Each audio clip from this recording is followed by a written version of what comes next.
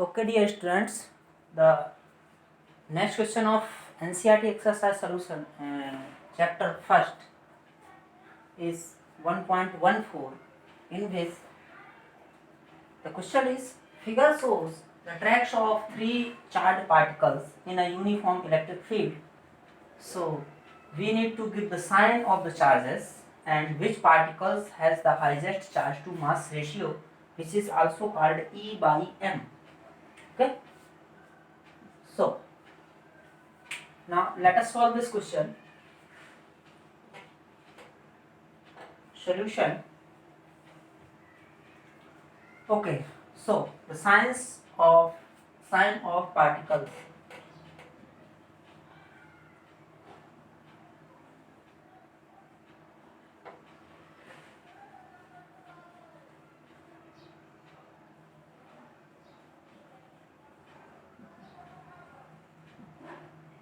So you can easily identify the charge and its sign on the different particles. So the particles which is deflected towards a positive field, that means it is negative because it is attracted by that field, and which particle is deflected towards the negative side, that means it is positively charged. So charge particle 1 and 2.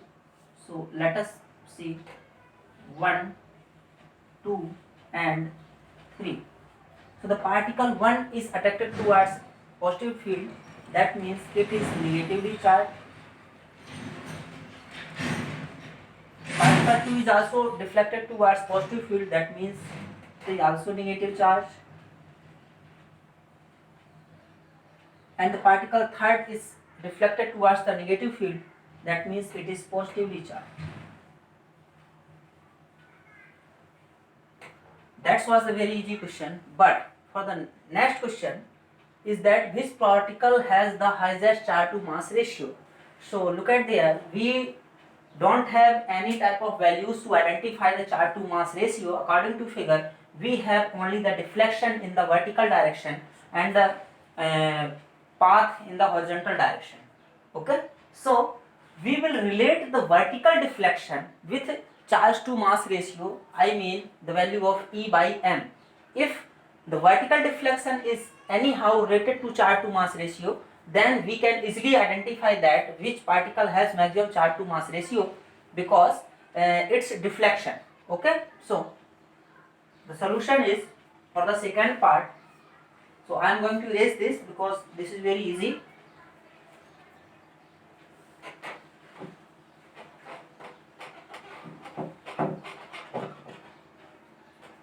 Highest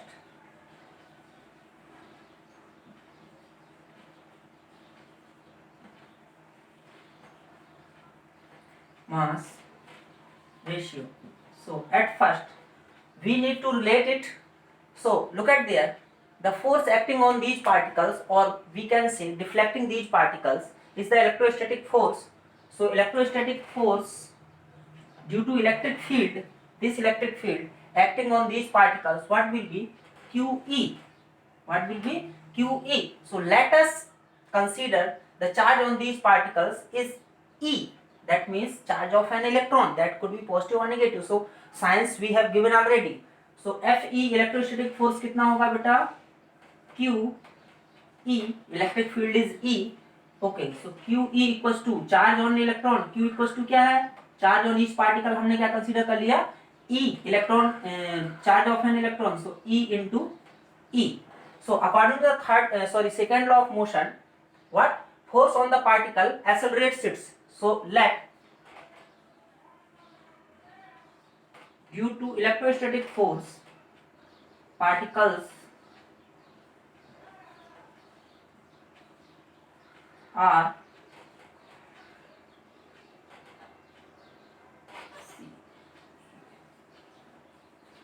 accelerated in which direction? Vertical direction.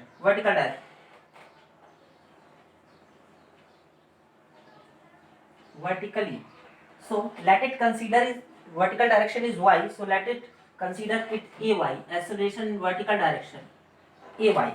Okay, vertically it is equals to ay. So according to the second law of motion, law of motion. So look at there, F equals to ma, so force on acting on these particles is Fe. So Fe will be equals to ma. Let m, it is the mass of the particle, so mass of the particle is me, mass of electron या फिर mass of proton, तो आप m बस रखे रहिए, कोई दिक्कत नहीं है. So m और वर्टिकल डायरेक्शन में ay, so ay will be equals to Fe upon m. So Fe, so Fe कितना होगा बेटा, पार्टिकल का मास m ही कंसीडर करिए, m कोई फर्क नहीं पड़ता. So Fe की वैल्यू कितनी है, QE, that means E upon m. Okay, so now we need to relate the vertical deflection, that means vertical displacement, with E and m. Okay, so now देखिए, initially जो ये तीनों particle थे ये horizontal displacement में force किए गए थे, मतलब हॉरिजॉन्टली मूव कर रहे थे. इनिशियल वर्टिकल वेलोसिटी कितनी थी, 0. इनिशियल वर्टिकल वेलोसिटी कितनी होगी बेटा, uy, that will be equals to 0. Final की हमको जरूरत नहीं है, क्योंकि हम कौन सा लगाएंगे, सेकेंड इक्वेशन ऑफ मोशन लगा के डिस्प्लेसमेंट से रिलेट कर देंगे, वही तो डिस्प्लेसमेंट होता है. And the time taken to accelerate, let it consider t. Okay, so second, using second equation of motion, second equation of motion क्या होता है, sy, s है ना, तो फॉर्मूला क्या लिख देंगे हम, sy equals to uyt plus half of ay t square. So sy, let us consider the vertical displacement is y, so y equals to कितना हो जाएगा, uy आपका 0 है, so 0 plus half of ay की वैल्यू पुट कर दीजिए, sorry ay आएगा, ay की वैल्यू कितनी हो जाएगी, e upon m t square. Clear, so y will be equals to e by m को अलग कर लीजिए, e by m into et square by 2. Okay, so clear. Now let us solve in third portion. So look at there, I am erasing this. Okay,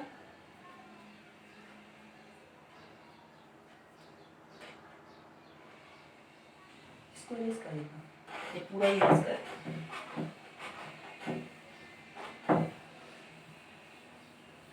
Okay, so now, so y equals to displacement आपका कितना आया, vertical direction y equals to e by m, that one is charge to mass ratio, into et square by 2. So look at there, electric field is uniform and the time is constant for the acceleration. So that means आप direct लिख भी सकते हैं, e and t are constants, e and t are constant. Okay, I E, देखिए ये constant नहीं होते, लेकिन इस केस में कांस्टेंट है, ये ध्यान रखिएगा.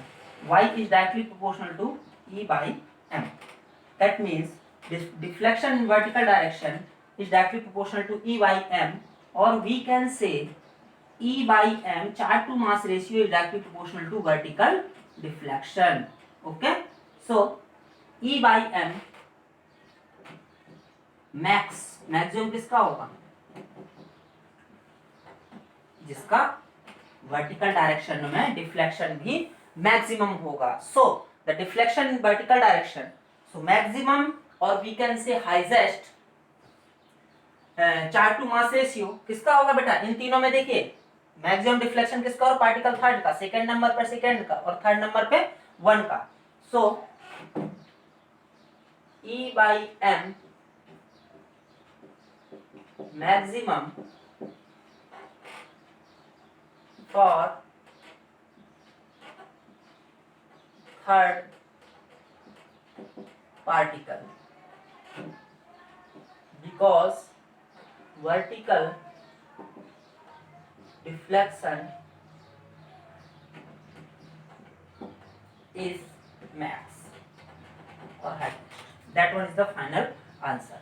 ओके, सो ये डेरिवेशन आपको करके रखना है, याद रखना है। और एक बात और याद रखनी है कि अगर आपको ऐसा आता है और डायरेक्ट पूछता है तो आपको इतना पता होना चाहिए कि जो है आपका charge to mass ratio is directly proportional to the maximum vertical deflection. Maximum vertical deflection में डिपेंड करता है।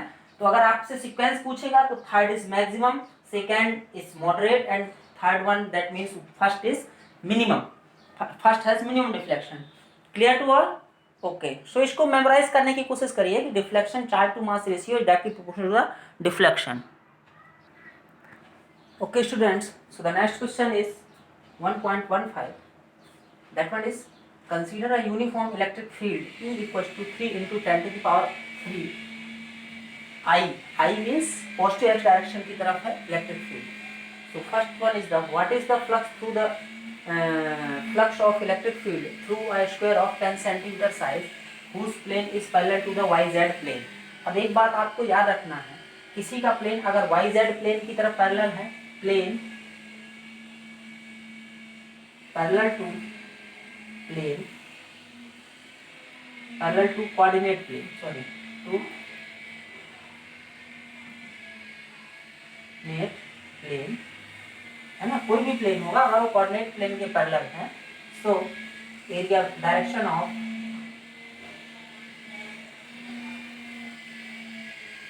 एरिया वेक्टर का डायरेक्शन क्या होगा? अगर yz उसका plane coordinate plane yz plane के पैरेलल है, इसका मतलब direction of area xy plane के पैरेलल है, तो डायरेक्शन ऑफ एरिया वेक्टर क्या होगी? z एक्सिस की साइड। अगर yz प्लेन के पैरेलल है तो कौन सी होगी? जो बचा x एक्सिस की साइड। और अगर zx या xz प्लेन के पैरेलल है तो क्या होगी? y एक्सिस की साइड। ये आपको ध्यान रखना है, ये तीनों चीजें, बस इससे क्लियर हो जाएगा, है ना। तो अब सॉल्व करते हैं। तो देखिए इसका प्लेन जो स्क्वायर है n सेंटीमीटर साइड का yz प्लेन के पैरेलल है, yz प्लेन के, तो उसका जो एरिया वेक्टर होगा वो कहाँ जाएगा? x एक्सिस की साइड। और किस साइड?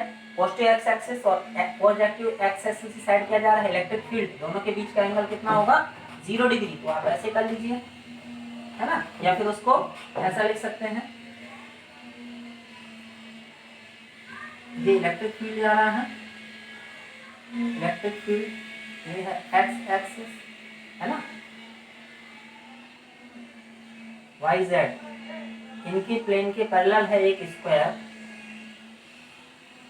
ओके, ये क्या है? स्क्वायर है 10 सेंटीमीटर साइड का। तो area of this square let कितना हो जाएगा? 0.1 into 0.1 that means 0.01 metre square. Metre में लिखना है तो मीटर स्क्वायर हो जाएगा, है ना, हमने कंसीडर कर लिया। ओके, सो इसका जो एरिया वेक्टर होगा वो किस साइड जाएगा? स्क्वायर का एरिया वेक्टर हमने एस कंसीडर कर लिया, तो एरिया वेक्टर एस। तो ये भी एस की वैल्यू क्या हो जाएगी? ए स्क्वायर है। Okay, so value area vector of the plane, sorry इसका फर्स्ट पार्ट है। सो पार्ट वन क्या है? Area vector S equals to क्या होता है? एक तो मैग्नीट्यूड, तो एरिया का मैग्नीट्यूड क्या है? A square. और ये किस तरफ डायरेक्टेड है?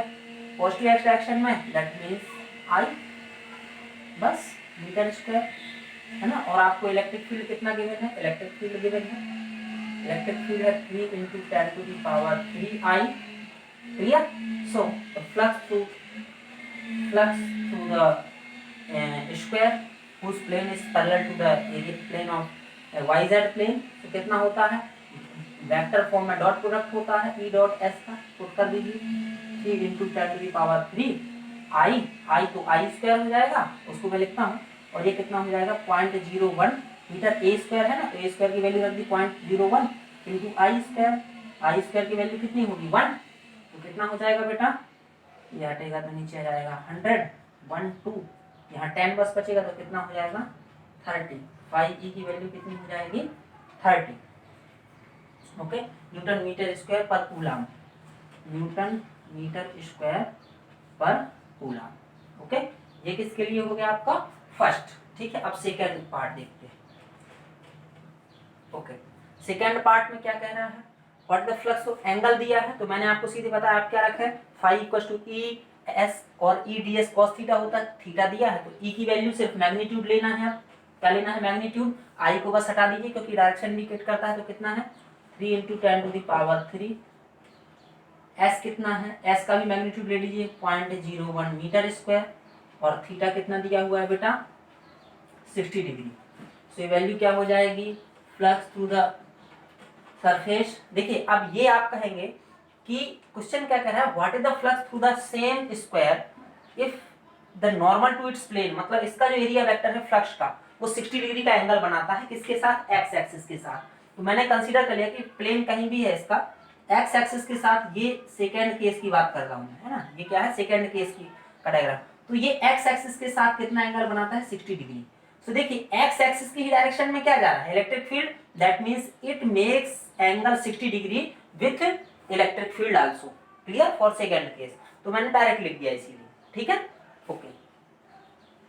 अगर ये ऐसा कहता the normal to the area vector of that square makes an angle of 60 degree with y axis, तो वाई एक्सिस ये है तो इसका जो एंगल ये 60 डिग्री होता, 60 डिग्री अगर वाई एक्सिस से, तो इलेक्ट्रिक फील्ड ऐसा जा रहा है तो हमको एंगल किससे निकालना है एरिया वेक्टर का इलेक्ट्रिक फील्ड से, और इलेक्ट्रिक फील्ड किस डायरेक्शन में एक्स एक्सिस की साइड, तो हम कौन सा एंगल निकालते हैं ये वाला। तो अगर ये 60 है तो ये कितना बचता 30। क्लियर, लेकिन यहाँ ऐसा केस नहीं दिया हुआ है इसीलिए हम डायरेक्ट क्या है इसमें कहा है कि इलेक्ट्रिक फील्ड की डायरेक्शन में जो है आपका इलेक्ट्रिक फील्ड की डायरेक्शन में सॉरी एक्स एक्सिस से एंगल 60 बनाता है और उसी डायरेक्शन में है आपका इलेक्ट्रिक फील्ड, तो डायरेक्ट इलेक्ट्रिक फील्ड और एरिया वेक्टर का एंगल कितना हो जाएगा 60 degree.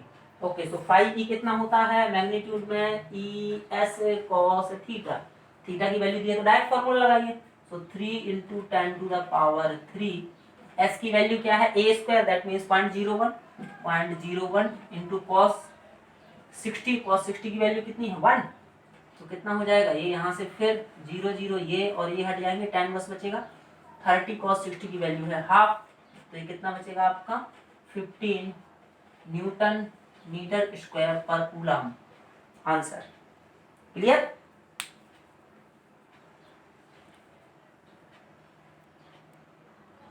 okay now we switch for the next question. Okay students, so the next question is 1.16 of the NCERT exercise.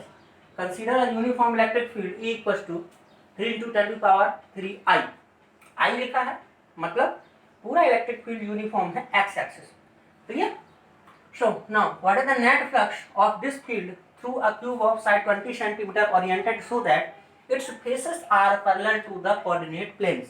Coordinate planes में मैंने आपको बताया था, तो देखिए कैसे क्या होगा, हम पहले इसको फिगर आउट करते हैं, तीनों एक्सिस देख लेते हैं हम। मामा हाँ बेटा बोलो। हो गया क्या? डिस्टर्ब हो गया? वीडियो चल रहा है, वेट लटका देना। X y and the z axis, x axis और इसी डायरेक्शन में क्या है बेटा इलेक्ट्रिक फील्ड भी इसी डायरेक्शन में, ये वाई एक्सिस है और ये जेड एक्सिस है। ओके सो अब क्यूब बनाना है, क्योंकि उसके प्लेन पैरेलल हैं तीनों कोऑर्डिनेट एक्सिस के।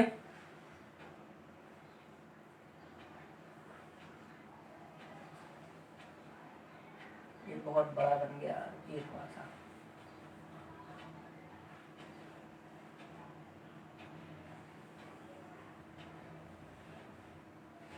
ओके क्यूब भी कंसीडर करिएगा इसको।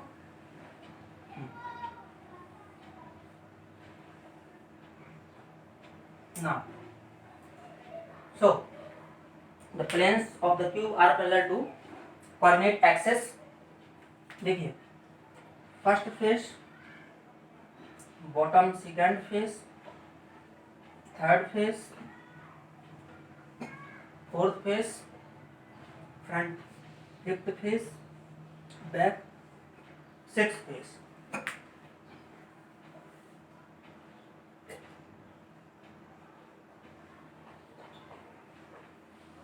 ओके अब हम लेते हैं एरिया वेक्टर। थर्ड का एरिया वेक्टर कहाँ होगा, ये थर्ड और फोर्थ YZ प्लेन के पैरेलल है, इसका एरिया वेक्टर S3, फोर्थ का एरिया वेक्टर S4, इसकी साइड है क्यूब की 20 सेंटीमीटर, हमने A कंसीडर कर लिया। फर्स्ट का प्लेन जो है XY के पैरेलल है, Z डायरेक्शन में, सॉरी X और Z के पैरेलल है, S1, सेकंड का डाउनवर्ड जाएगा S2, फिफ्थ का पॉजिटिव Z डायरेक्शन में जाएगा और सिक्स्थ का opposite side negative Z direction में जाएगा, ये ओके। सो नाउ सो देखिए S1 S2 S3 सब है, सब के सिर्फ हमको अब लेना है angle. So θ1 that is the angle between S1 and electric field, that is 90 degree. θ2 that means angle between electric field and the surface 2, that is 90 degree, electric field x में और ये y नेगेटिव y में, that is 90 degree. θ3 surface 3 and angle electric field इसी side जा रहा है, surface 3 का area vector भी यही जा रहा है, तो कितना होगा 0 डिग्री। θ4 S4 देखिए S4 नेगेटिव एक्स में और इलेक्ट्रिक फील्ड पॉजिटिव एक्स में, मतलब एंगल 180 डिग्री एंटी पैरेलल। θ5 कितना होगा, सो इलेक्ट्रिक फील्ड ऐसा जा रहा है, θ5 ऐसा, मतलब एक्स में और ये जेड में, मतलब 90 degree. And for θ6 S negative Z में और ये पॉजिटिव एक्स में, θ 90 डिग्री। सो हम यहां सीधे लिखेंगे flux contribution for θ equals to 90 degree is 0, i.e. phi1 equals to phi2 equals to phi5 equals to phi6, flux contribution by these surfaces will be 0 क्योंकि angle कितना है 90 डिग्री। सो एंड phi3 कितना होगा बेटा, electric field into surface, electric field E, surface क्या है, surface area S और theta cos theta, मतलब cos 0, that means ES, okay. And phi4 ES cos कितना होगा 90, ये वैल्यू पुट करने की जरूरत नहीं है, तो कितना सॉरी 90 180 है ना, सो कितना हो जाएगा minus ES, clear. So the total flux contributed by the cube, total flux through cube, क्या होता है फ्लक्स, एल्जेब्रिक समिंग होता है ना। So phi equals to phi1 phi2 phi3 phi4 phi5 plus phi6, तो phi इक्वल्स टू phi1 कितना है आपका 0, phi2 कितना है 0, phi3 कितना है ES, phi4 कितना है माइनस ES, phi5 कितना है 0 है ना, और phi6 कितना है 0, cut cut equals to 0। So the total flux contributed by the cube is 0. Clear to all? Or total flux through the cube is 0. Okay? So now this is for the next question 1.17. Okay students, so the question 1.17 is the careful measurement of electric field at the surface of a black box indicates that the net outward flux through the surface of the box is 8 into 10 to power 3 Newton meter square per coulomb. So question first is what is the net charge inside the box? If the net, second is question, if the net outward flux through the surface of the box is 0, could you conclude that there were no charge inside the box? Why or why not? So let us solve. Total flux, outward flux through the box is, that means phi E equals to given 8 into 10 to the power 3 Newton meter square per coulomb. So we need to calculate the total charge enclosed by that. First question is what is the charge inside the box? So हमको find क्या करना है? Total charge inside the box. Clear? And the value of epsilon 0 मैं लिख देता हूँ 8.85 into 10 to the power minus 12. ये आपको याद रखनी है. So according to Gauss theorem, applying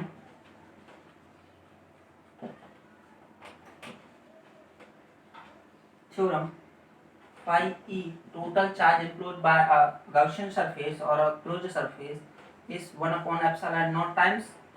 So Q will be equals to phi E into epsilon naught. So value of phi E is 8 into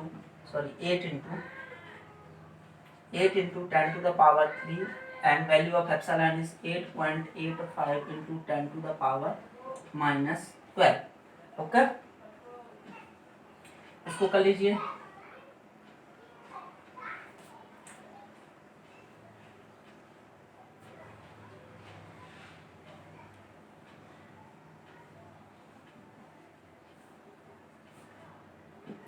$70 into 10 to the power minus 9 coulomb. Okay, ये कितना हो जाएगा आपका 7.08 into 10 to the power minus 8 coulomb. Okay, ये positive side shift हुआ था. Okay, ये हमारा total charge, that means the total charge include by the black box, inside the black box. Second question क्या है आपका? सेकेंड क्वेश्चन है if the net outward flux through the surface of the box is 0, so could you can conclude that there were no charge inside the box? Why or why not? Okay, so listen, the net outward flux depends on the charge enclosed by that surface. So if the net outward flux is 0, that means there could be two meanings. First, there is no charge inside the box, and second is the total charge inside the surface or inside the box is 0, or we can say net charge inside the box is 0. For example, this is the black box, total outward flux is 0, so that doesn't mean that there is no charge. There could be charge could be present there in the form of a dipole. एक dipole present हो बेटा, एक Q हो दूसरा minus Q हो, तो net charge कितना हो जाएगा? 0. Clear? So we can say that if the outward flux is 0, then that doesn't mean that the charge enclosed by the surface is 0. That could mean that the charge enclosed by the surface, net charge enclosed by the surface is 0, not the total charge, not the charge enclosed by the surface is 0. Net charge 0 हो सकता है बेटा उस surface का. Okay, Q minus Q मतलब जितना आपका positive charge हो उसके रिस्पेक्ट में उतना ही अगर उस सरफेस ने नेगेटिव चार्ज एनक्लोज किया हुआ है, so net charge will be 0, so net outward flux will be 0. Okay, और on another case if net total charge enclose by the surface 0, so definitely outward flux will be 0. Clear? Okay, now we switch for the next question. Okay students, so the next question is 1.18. A point charge plus 10 microcoulomb is placed at a distance 5 cm directly above the center of a square of side 10 cm as shown below. So what is the magnitude of flux through the square? तो देखिए, कभी भी flux हम जब calculate करते हैं तो Gauss theorem से कंसीडर करते हैं. गाउस थ्योरम कभी भी ओपन सरफेस के बारे में तो बात ही नहीं करती. तो यहाँ पे हमको सिर्फ स्क्वायर दिया है, दैट मीन्स 2D प्लेन दिया है, क्लोज्ड सरफेस है ही नहीं. तो सबसे पहले हमको क्या करना पड़ेगा, इस आइडेंटिकल फ्लक्स का एक पूरा क्लोज्ड सरफेस बनाना पड़ेगा. और कैसे बनाना पड़ेगा, तो हम ऐसे ही 5 फ्लक्स सरफेसेस और लेके सेम डायमेंशन के मतलब आइडेंटिकल सरफेस लेके क्यूब ड्रॉ करते हैं। ओके, सो क्यूब ड्रॉ करने के बाद जो है हम उसमें से फ्लक्स निकालेंगे। ओके, और ऐसा जो ये क्यूब होगा वो क्या होगा, इसके सेंटर में होगा। वो देखिए कैसे। Okay, so we have draw a cube whose one face has the identical area, that one is 10 centimeter, sorry 10 into 10। Okay, सो एक क्यूब हमने बना लिया। इस क्यूब में तो ये हमारा सरफेस है, मतलब जो हमारा फ्लक्स था कैलकुलेट करना था, तो इससे हाइट में 5 सेंटीमीटर में यहाँ पे हमने चार्ज रख दिया 10 माइक्रो कूलम का। Let that point is O। Okay, और इसकी इस सरफेस से डिस्टेंस कितनी है, 5 सेंटीमीटर। सो सभी सरफेसेस से डिस्टेंस कितनी होगी इसकी, 5 सेंटीमीटर ही होगी। ये होगा इसका सेंटर पॉइंट, है ना, ट्यूब का। ओके, अब देखिए, तो अब यहाँ पे क्या होगा, we have a lot of surfaces S1 S2, तो total surfaces we have 6 surfaces of cube, each face is equal to the square of side 10 centimetre. तो सबसे पहले हम क्या करें बेटा, टोटल फ्लक्स निकाल लें और फिर उसके बाद क्या करेंगे, सबका प्लस कर देंगे। तो देखिए, जो हमारा पॉइंट चार्ज होता है वो जब भी प्लेस्ड होता है तो वो क्या करता है, रेडियली आउटवर्ड फ्लक्स को ओरिजिनेट करता है। ये सॉरी इलेक्ट्रिक फील्ड कैसा जाता है, स्फेरिकली सिमेट्रिक होता है। इसका मतलब इलेक्ट्रिक फील्ड इस साइड भी जाएगा, इस साइड भी जाएगा, यहाँ भी जाएगा, डाउनवर्ड भी जाएगा, जेड डायरेक्शन में भी जाएगा। मतलब डायरेक्शन ऑफ इलेक्ट्रिक फील्ड जो है वो कैसी होगी, सभी फेसेस के लिए उसी के एरिया वेक्टर के पैरेलल होगी। Okay, so let us consider the flux contributed bye, देखिए इलेक्ट्रिक फील्ड हर एक फेस के परपेंडिकुलर होगा, क्योंकि पॉइंट चार्ज से जो ओरिजिनेट होता है इलेक्ट्रिक फील्ड वो कैसा रहता है बेटा, रेडियली आउटवर्ड डायरेक्टेड रहता है। और इलेक्ट्रिक फील्ड का कंपोनेंट एरिया वेक्टर के पैरेलल ही होगा। क्यों होगा, क्योंकि देखिए अगर इस फेस की बात करूं तो इसका इस फेस का एरिया वेक्टर ऐसा जाएगा, इस फेस का एरिया वेक्टर ऐसा जाएगा। पिछले क्वेश्चन में आप लोग समझ ही गए होंगे, ये क्या है, एरिया वेक्टर है S, क्योंकि S सबका सेम है तो मैं S1 S2 नाम नहीं दे रहा, S। ओके, यहाँ सरफेस का S, अपोजिट सरफेस का S। okay, so direction or angle, so the angle between the area vector for all surfaces and the electric field will be 0 degree, so that means all area vectors of all faces are parallel to electric field, so angle is 0. So let us consider the flux contributed by single phase.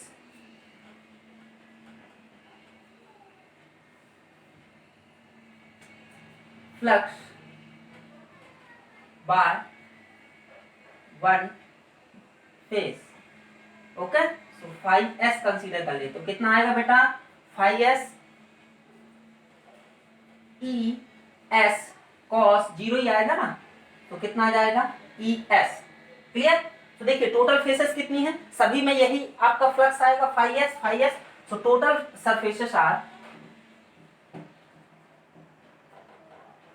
total 6 faces will contribute